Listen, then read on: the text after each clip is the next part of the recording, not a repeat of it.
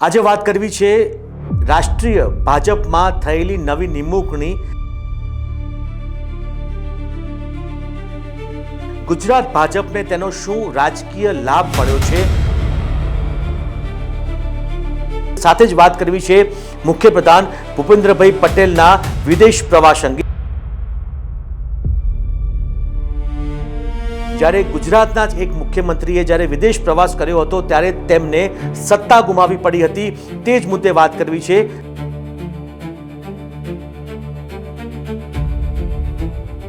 હું છું લલકાર સાથે નરેન્દ્રસિંહ જાદવ। જો તમે લલકાર ન્યૂઝને સબસ્ક્રાઇબ ન કરી હોય તો અવશ્ય સબસ્ક્રાઇબ કરી લેજો, કારણ કે અમે આવા અવનવા સમાચારો તમારી સમક્ષ હંમેશા આપતા રહીએ છીએ।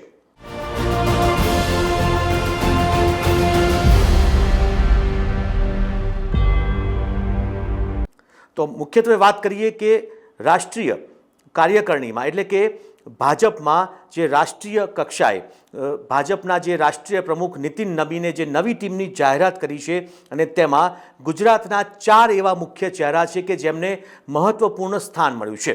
તેમાં મુખ્ય છે ડૉક્ટર હેમાંગ જોશી। હેમાંગ જોશી કે જેઓ ગુજરાત ભાજપના યુવા મોરચાના પ્રમુખ છે, સાથે જ તેઓ વડોદરાના સાંસદ છે, તેમને રાષ્ટ્રીય પ્રમુખ બનાવવામાં આવ્યા છે, એટલે કે રાષ્ટ્રીય યુવા ભાજપના પ્રમુખ બનાવવામાં આવ્યા છે ડૉક્ટર હેમાંગ જોશીને। આપણે જણાવી દઈએ કે અગાઉ અમિત ઠાકર કે જેઓ હાલ ગુજરાત ભાજપમાં ધારાસભ્ય છે, તેમને રાષ્ટ્રીય કક્ષાએ યુવા મોરચાના પ્રમુખ બનાવવામાં આવ્યા હતા અને ત્યારબાદ ફરીથી એક વખત ડૉક્ટર હેમાંગ જોશીને આ જવાબદારી સોંપવામાં આવી છે। બીજું નામ છે વર્ષાબેન દોશી।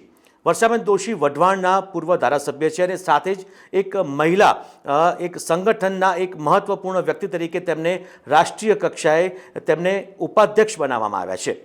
ત્રીજું નામ છે જગદીશભાઈ પટેલ, જેઓ અમરાઈવાડીના ધારાસભ્ય હતા અને તેમને પણ રાષ્ટ્રીય મંત્રી બનાવવામાં આવ્યા છે, એટલે કે જે રાષ્ટ્રીય પ્રમુખ નીતિન નબીનની નવી ટીમમાં આ જગદીશ પટેલને પણ મહત્વપૂર્ણ સ્થાન એટલે કે રાષ્ટ્રીય મંત્રી તરીકેનું સ્થાન આપવામાં આવ્યું છે। અને ચોથું નામ છે રોહન ગુપ્તા। આપણે જણાવી દઈએ કે રોહન ગુપ્તા કે જે અગાઉ કોંગ્રેસમાં હતા અને તેઓ હવે વિભીષણની ભૂમિકા ભાજપમાં રહીને ભજવશે તેવું લાગી રહ્યું છે। ઘણા લોકો એવી અટકળો કરી રહ્યા છે કે તેઓ વિભીષણની ભૂમિકા ભજવશે, કારણ કે રોહન ગુપ્તા અગાઉ અહેમદ પટેલ જૂથના ખાસ મનાતા હતા। અહેમદ પટેલ કે જે કોંગ્રેસના એક સમયના સર્વે સર્વા કહેવાતા હતા, તેમના ખાસ અંગત હતા અને તેમને હવે ભાજપમાં તેઓ ભળ્યા બાદ તેમને રાષ્ટ્રીય મંત્રી તરીકેનો હવાલો સોંપવામાં આવ્યો છે, સાથે જ તેમને રાજસ્થાનના સહપ્રભારી પણ બનાવવામાં આવ્યા છે। આપણે જણાવી દઈએ કે રોહન ગુપ્તા કે જે નિમણૂક કરવામાં આવી રોહન ગુપ્તાની, આ નામ ભાજપના ઘણા બધા સિનિયરને પણ કદાચ આંચકાજનક લાગ્યું હતું, કારણ કે કોંગ્રેસમાંથી આવીને ભાજપમાં રાષ્ટ્રીય કક્ષાએ રાષ્ટ્રીય મંત્રી અને સાથે જ સહપ્રભારીની જેને જવાબદારી સોંપવામાં આવી હોય, જેના કારણે ઘણા બધા સિનિયરોને આંચકો લાગ્યો છે। ગુજરાત ભાજપમાં એવા ઘણા બધા નેતાઓ છે, યુવા નેતાઓ છે કે જેઓ રાહ જોઈ રહ્યા હતા કે રાષ્ટ્રીય પ્રમુખ નીતિન નબીનના આવ્યા બાદ તેમનો કદાચ તેમની ટીમમાં સમાવેશ કરવામાં આવશે। તેમાં ઘણા બધા એવા ચહેરાઓ છે, યુવા ભાજપના એવા ચહેરાઓ છે કે જેઓ આશા રાખીને બેઠા હતા, તેમને નિરાશા સાંપડી છે।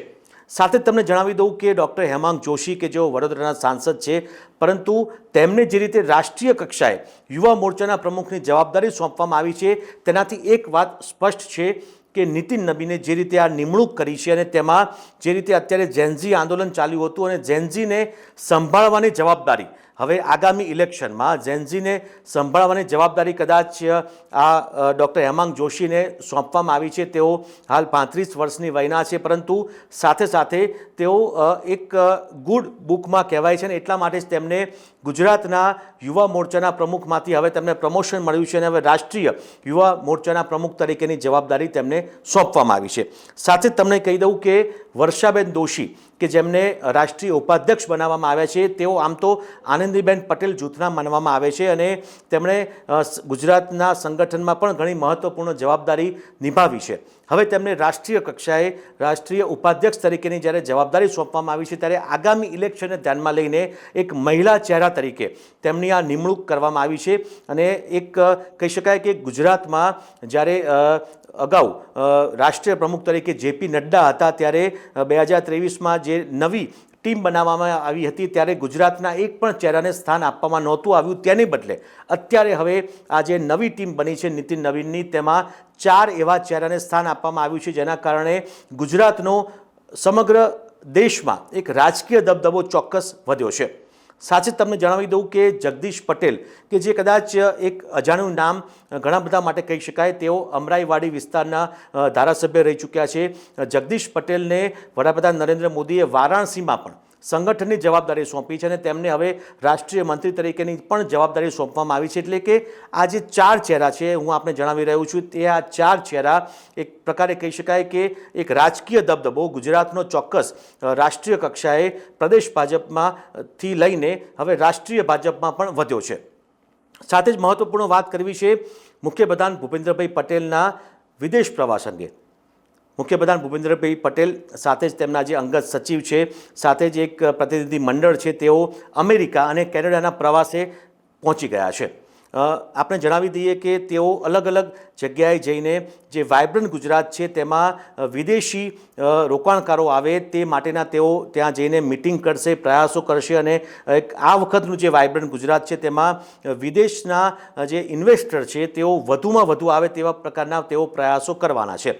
પરંતુ મહત્વપૂર્ણ વાત આપણે જણાવી દઉં કે વર્ષ 1995માં જ્યારે કેશુભાઈ પટેલ ગુજરાતના મુખ્યપ્રધાન હતા, ત્યારે અત્યારની કદાચ જેનઝી જનરેશનને ખ્યાલ નહીં હોય, એટલે કે 31 વર્ષ પહેલાં 1995ના વર્ષમાં જ્યારે કેશુભાઈ પટેલ ગુજરાતના મુખ્યમંત્રી હતા, ત્યારે તેઓ અમેરિકાના પ્રવાસે ગયા હતા અને ત્યારબાદ તેમની સરકાર ઉથલી ગઈ હતી. જી હા, કેશુભાઈ પટેલ જેવા અમેરિકાના પ્રવાસે ગયા અને ત્યારબાદ શંકરસિંહ વાઘેલાએ ભાજપમાં તેઓ હતા અને ત્યારે તેમણે બળવો પુકાર્યો હતો અને તે વખતે કેશુભાઈ પટેલની સરકાર ઉથલી ગઈ હતી અને સુરેશભાઈ મહેતાને તે વખતે મુખ્યપ્રધાન બનાવવામાં આવ્યા હતા. કેશુભાઈ પટેલની સરકાર માત્ર 7 મહિના અને 7 દિવસ ચાલી હતી. આ વખતે પણ મુખ્યપ્રધાન ભૂપેન્દ્રભાઈ પટેલ અમેરિકાના પ્રવાસે ગયા છે. જો કે 31 વર્ષ બાદ સ્થિતિ કદાચ કંઈક અલગ છે. આ વખતે સરકાર ઉથલે તેવી કોઈ શક્યતાઓ નથી. પરંતુ આપને એ જણાવી દઉં કે જ્યારે કેશુભાઈ પટેલ અમેરિકાના પ્રવાસે ગયા હતા અને ત્યારે ગુજરાતમાં તેમની સરકાર ઉથલી ગઈ હતી. આ વખતે એવી શક્યતાઓ એટલા માટે નથી કારણ કે ભાજપ પાસે પૂરતું સંખ્યાબળ છે. ભાજપમાં એવો કોઈ આંતરિક એવો મોટો કોઈ બળવો નથી જેના કારણે સરકાર ઉથલી શકે. પરંતુ જે અગાઉ જે પરિસ્થિતિ બની હતી તેનો હું આપને જણાવવા માગું છું, કારણ કે જ્યારે ગુજરાતમાંથી કોઈ પણ મુખ્યપ્રધાન વિદેશ પ્રવાસે જાય છે ને ત્યારે આવી અટકળો ઉઠતી હોય છે કે જે મુખ્યપ્રધાન વિદેશ પ્રવાસે જાય આ તરફ સરકાર ઉથલી જાય અથવા તો બળવો થાય. પરંતુ આ વખતે તેવી શક્યતાઓ બિલકુલ નહીવત છે. જોકે સાથે સાથે તમને એ પણ જણાવી દઈએ કે જ્યારે એક તરફ મુખ્યપ્રધાન ભૂપેન્દ્રભાઈ પટેલ વિદેશ પ્રવાસે ગયા છે અને અમેરિકા અને કેનેડામાં તેઓ અલગ અલગ જગ્યાએ અલગ અલગ પ્રતિનિધિ મંડળ સાથે મળવાના છે ત્યાંના ઉદ્યોગપતિઓને, ત્યારે બીજી તરફ રાજ્યના નાયબ મુખ્યપ્રધાન હર્ષ સંઘવીએ છેલ્લા 10 દિવસમાં દિલ્હીની 3 વખત મુલાકાત લીધી છે. જી હા, આ એક પ્રકારે એક મોટી અટકળ એવી ચાલી રહી છે કે જ્યારે મુખ્યપ્રધાન વિદેશ પ્રવાસે છે ત્યારે હર્ષ સંઘવીએ કહી શકાય કે છેલ્લા 10 દિવસમાં 3 વખત મુલાકાત લીધી છે. જો કે પહેલી વખત તેઓ જગદીશ વિશ્વકર્મા અને ભૂપેન્દ્રભાઈ પટેલ સાથે તેમણે દિલ્હીની મુલાકાત લીધી હતી, પરંતુ ત્યારબાદ ગત રવિવારે અને આજે તેમણે દિલ્હીની મુલાકાત લીધી છે, જેના કારણે રાજકીય અટકળો ખૂબ જ તેજ બની ગઈ છે.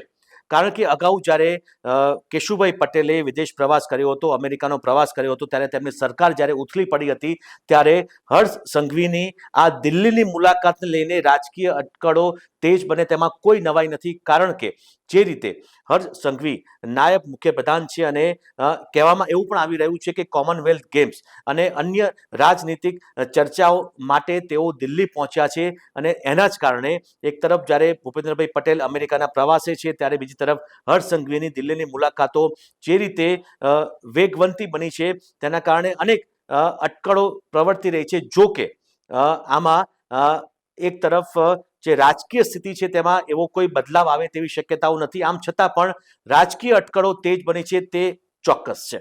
પરંતુ મહત્વની વાત એ છે કે ગુજરાત ભાજપમાં છેલ્લા કેટલાક સમયથી ક્યાંક ને ક્યાંક કહી શકાય કે અંદરખાને એટલે કે સ્થાનિક કક્ષાએ, તે પછી જિલ્લા કક્ષાએ હોય કે પછી પ્રદેશ કક્ષાએ હોય, ક્યાંક ને ક્યાંક અસંતોષ ચોક્કસ છે.